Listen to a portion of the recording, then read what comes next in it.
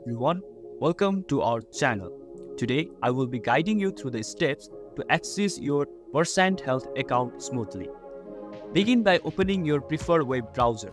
It could be Chrome, Firefox, Safari or any other browser you prefer. Now, in the address bar, type in Versant Health login.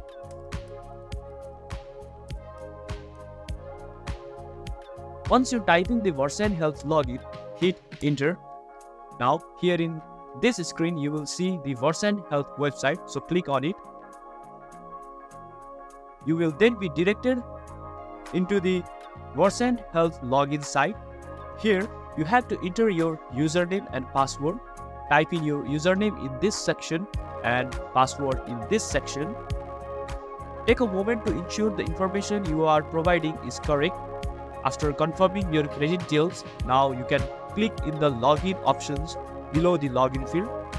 Once logged in, you will gain the access to various features and resources tailored to your role and permission within the platform of Versant Health. Through this way, you can easily log in into the Versant Health account. Thank you. Thanks for watching. Don't forget to like, share, and subscribe.